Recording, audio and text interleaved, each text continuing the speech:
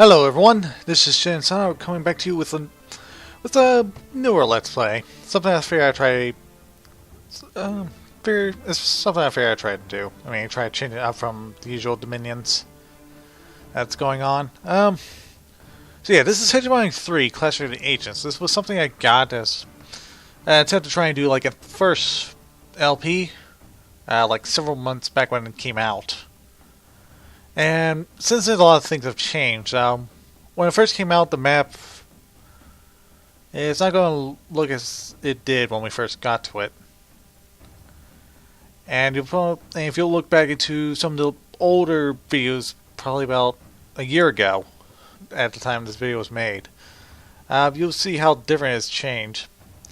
And there used to be like a little rare mechanic where you have some pirates and rares come out from the city to try and raid your lands, and that's been changed to like a new rebellion mechanic, which will produce rebels from your demoralized cities or cities with low morale. Yeah. Anyway, let's go ahead and start a new game. And either do short one with Earthra. Was playing as one of the Etruscan civilizations, or I can try and do the unification of Italy, which will take longer. It'll probably be more interesting, and we'll be able to see all the other factions. Not just the Etruscans, but the Samnites, Greeks, the Gauls, and of course the Latins, or in this case the Romans. Let's go with that, because it probably wouldn't hurt to try out, show how the works with the Romans.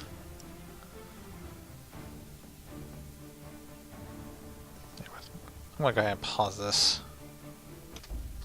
Okay, we're back. And we're going to go ahead and play as the Romans. And I'm going to go ahead and edit this a bit. Yeah, one of the new things in Hegemony 3 is that you got you can create your own starting character. And choose out like 3 different perks that you can have, which are basically just attribute points.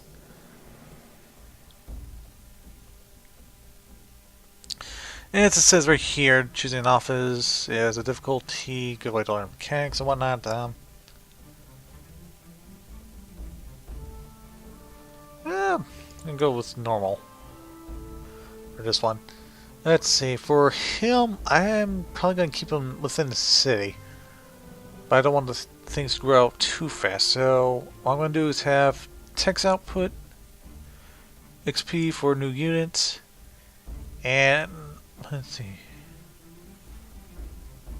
skill research. Yeah, that'll work. And that should be perfect. We're going to start as Rome, and everyone else is going to be just random AI. And normally random AI lets them be aggressive, defensive, or that's just it. So yeah, they're aggressive or defensive. Oh, yeah, they each also have a little information on which one does. And the fun thing about Rome is that they're the only land faction along this whole peninsula, and sadly no, you can't go over to these islands over here, or down to the southeast where Carthaginians are supposed to be. Yeah. Okay, I'll go ahead and let this play it, download, and I'll try and pause. Yeah, I'll go ahead and pause here and then unpause as soon as it gets done downloading. Okay, all right. So let's go ahead and get started. Yep. Actually, probably taking too long. Alright. And I do apologize on how choppy it's going to be. I'm working on a not so great computer.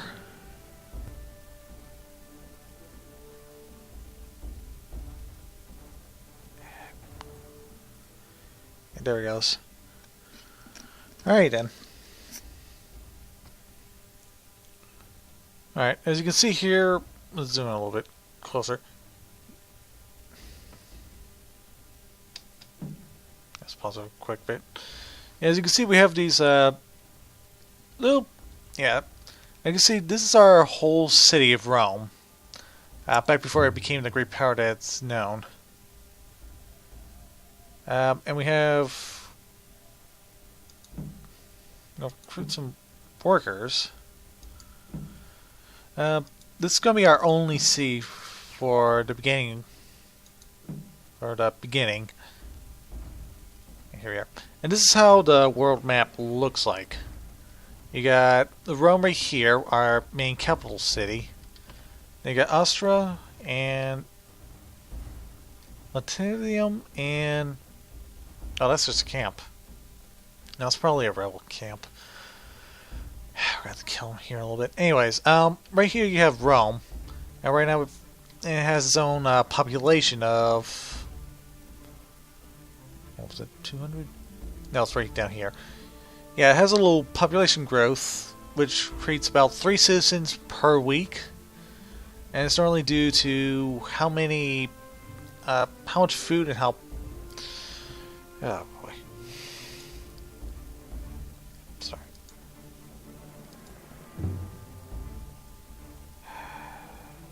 Oh, that's right. We got our little hero, our commander, or hero. And I forgot to make him the governor of the city. There we go. Alright, now seeing as how he's governor, he's going to increase the tax output and increase the skill of research. And he's also going to give us some experience for our new units. Hang on one sec. Disband this one. I'm not too worried we're going to be gaining some of our cash back. That's going to be... Oh, that's one of the 2 things we're going to have to worry about in the beginning. It's going to be cash and food. There's also wood, but that's mostly just for building improvements and walls. So we're going to try... So we need to get a farm, a vineyard, and a mine. But we're also going to have to try and get this logging camp down here. Or maybe probably better just get this one over here. So let's go ahead and get the second group of land workers. And we'll recruit another spearman unit for melee. And I'm probably going to need to build some levies for range. What else am I doing? I got mechanics, that's right. So this is our first city, Rome. And this little red outline you see is basically our territory, or the zone control of our city. Practically our resource... Basically it's our supply zone. That's what it is. And whenever we move one of our troops outside of it, as soon as they... Yeah, we also have objectives in this. I'll get it in a bit. Anyways, if one of our troops moves into a zone, they're going to have they're going to be supplied by the city's food supply, and we have to be careful not to leave them out there too long, or have too many within one city to deplete their entire food stock, because otherwise we're not going to be able to grow as much if we do that. And here we are, we got this group right here. And you see a little outline right here. When it first came out, that was a problem at the very beginning. And here, let me do it and show the workers. At the very beginning, because you always had problems trying to tell troops where to move, and it would say that it's impassable their troops can't walk through there. And that was difficult because it was hard to see where the city outlines, where the mountains were, and the forests, and that heavily dense forest areas. Basically areas where you can't tell your troops to walk to. Yeah, alright. Anyways. Oh, we also have a little bridge bridgehead. And if you capture one, you capture both, and once you get some wood, once you get like a trade zone going to them, little supply zone, you guys would build a bridge and have your units either occupy or cross it. And right now I have a unit of workers going to this little logging camp over here so we can get some wood ASAP.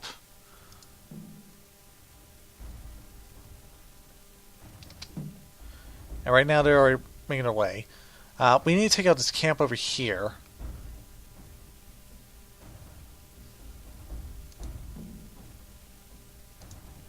Oh, sorry, I forgot. I did not notice that. Guys, I forgot to tell you to go ahead and get out. You don't have to worry about. You don't have to worry about your unit's food supply. Crap, we don't have any. How much longer? 300. All right. Should be too hard to get. Oh, we also have some rebels coming our way. I'm going to get the spearman and tell them to engage.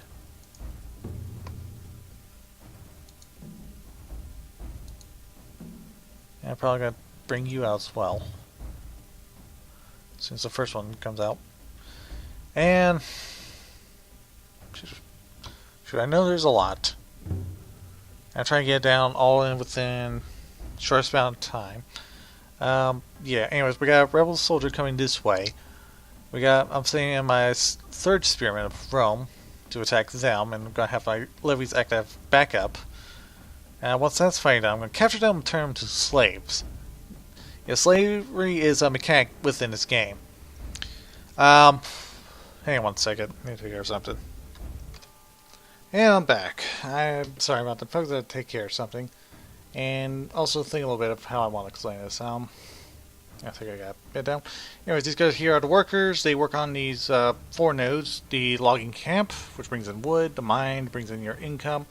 And farm, which will bring in majority of your food. Now, there's 4th I've talked about called the vineyard, which brings in both gold and food. Oh, and I also forgot to mention about the fisheries as well. They also act as a type of they act the same as a farm, really. But you can actually have these connect across the water, actually. And if your city is like near like a river or ocean, you can actually have them build like a special building that will act as a fishery for the city to bring in some extra food. Alright, now, of course, before the pause, there's a group of rebels kind of heading our way. About 19 of them by the looks of it. And I'm sending in my spearmen to go after them. Hopefully we can actually get them routing, capture them, and use them as slaves if we can. I've got to check out, see what this says. Yeah, many enemies finish themselves send survivors into slavery to replace those that they have killed. Okay.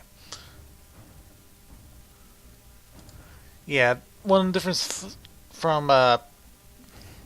in this game about the objectives from the previous one, which was his Hegemony 2, these are the objectives. Here they're more spaced out and a little bit random, but random, which can help you with diplomacy and basically every other thing. Alright? Okay, let's go ahead and zoom in. And let's go ahead and pause this.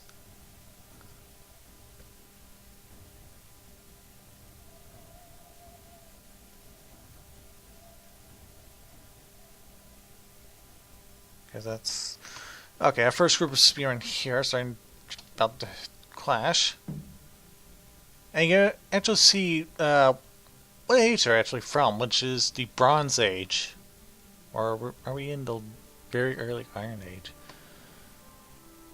Yeah. Oh, let's go ahead and watch them fight. Alright, they've already clashed.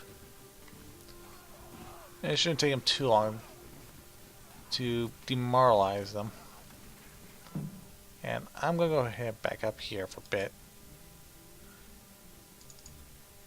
I'm going to tell this extra unit of spearmen to charge into the rebels.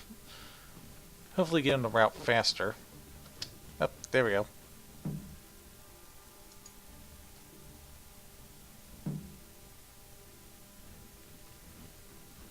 Get him. On. I know there's just one guy, but if we enslave him, we'll get that goddamn objective done. I'm not making it in time. Oh, well, alright, you come over here. And let me go ahead and get the worker to the farm.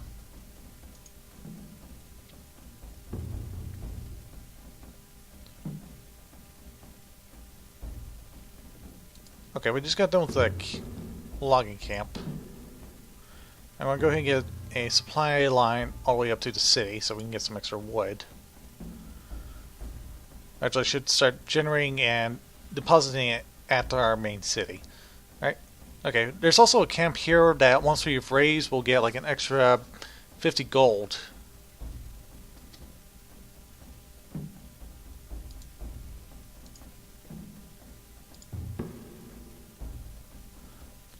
And yeah, as it says, one of our units has left our territory and is too far to be supplied by our forts and cities. Once outside, blah blah blah blah blah. Basically, once it gets out of this little range, this little supply zone, it'll get like a already deposited amount of food within that unit for it to live off of. If I let's see, this is 250. Ooh, this one is yeah, let's go ahead and get the hunter, which will actually help us. Which will help out this unit tremendously, as it reduces the amount of food consumed for a set amount of time.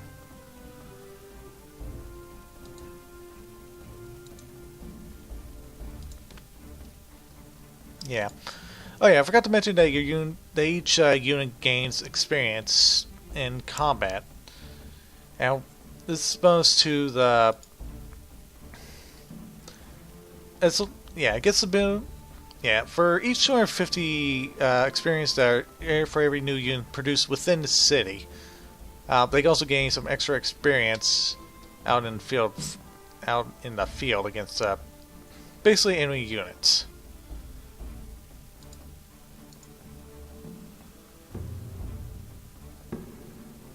Yeah, we're not gonna get this guy. Let's go after these guys.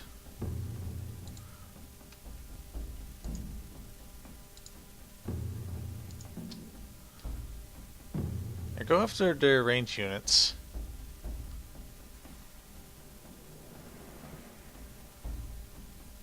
And while we're at it, let's go ahead and demolish the enemy camp. Okay, we got 2 of them.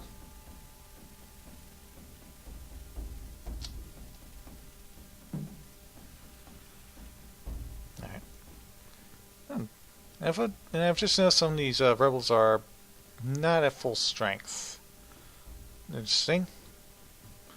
Alright, so we're having our levies go ahead and demolish their camp. Make sure they don't have a way to escape.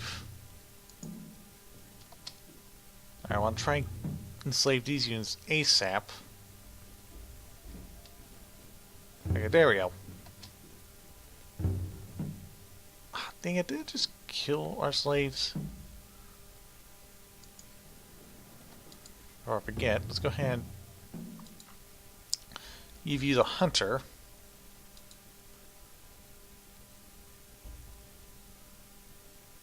Yeah, see, as it says, as I said before, the hunter basically reduces their food consumption, but also reduces their visibility?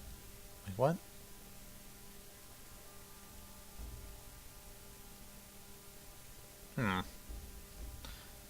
It must be a new thing they added. Well, it still makes the hunter very important. No matter how late into the game we get.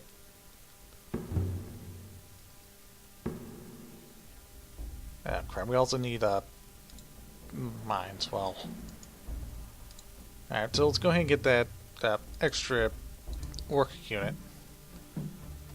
But yeah, as she says, we need a mine for the gold. Oh yeah, I also forgot about the livestock farms as well. They actually produce gold all year round. And I think the same can be said with the vineyard as well. So I think the vineyard produces more gold than the livestock farm, but the livestock farm just does it continuously. Sorry? Alright. Stop it. Yeah, let's go ahead and zoom back in.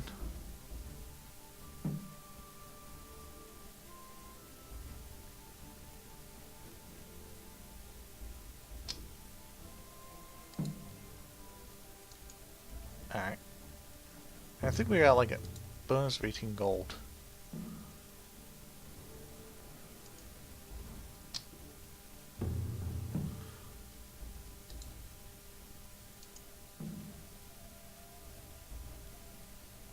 And now we just got ourselves, slaves.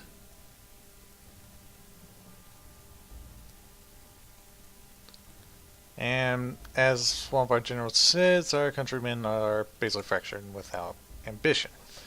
This is sort of the same way as Hegemony 2 works. There's like a couple of independencies that are also of your faction that need to be conquered and brought under your thumb in order to not only expand but also to improve as well.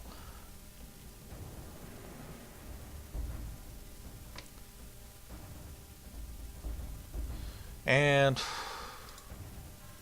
how we do it, but yeah, basically we bring them our thumb any way we can. In the last game we just had to conquer them. In this one we have more options available.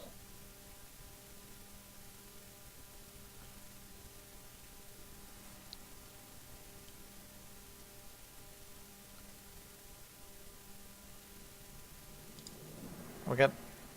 No. Okay, we got... Oh. Yeah.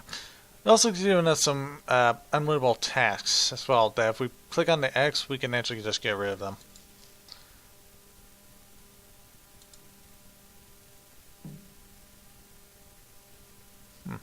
Alright. Anyways, I'm having a unit spirit go ahead and try and capture the mine. And I have some slaves over here I'm just going to bring right back. We also have a unit of workers. And as soon as we get in... Okay, here they are. Alright. Make a run for it. You get to the city.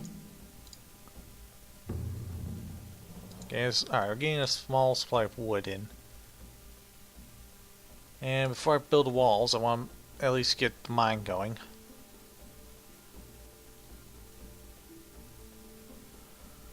Build quickly.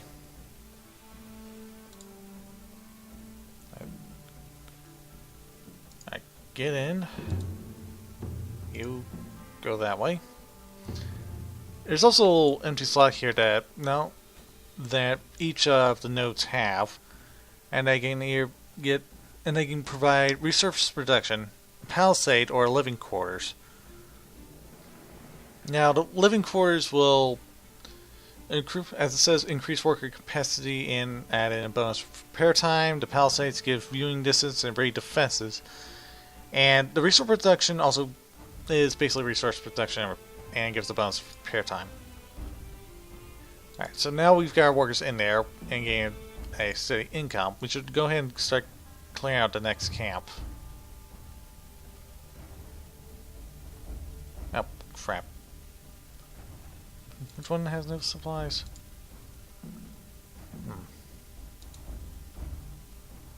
It doesn't.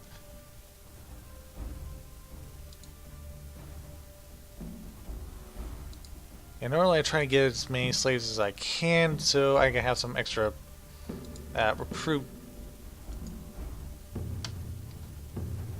Okay, now. Which one was it? Here we are.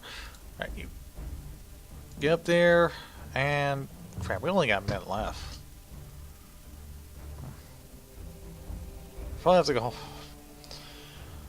We're going to have to put it into stop here for now, folks.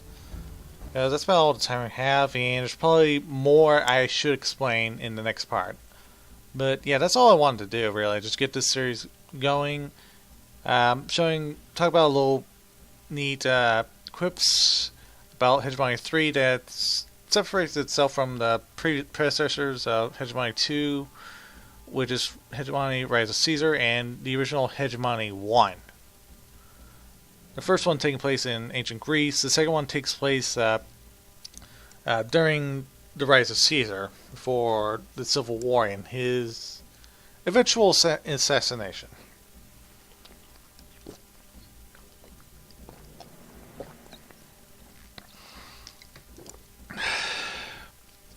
Yeah.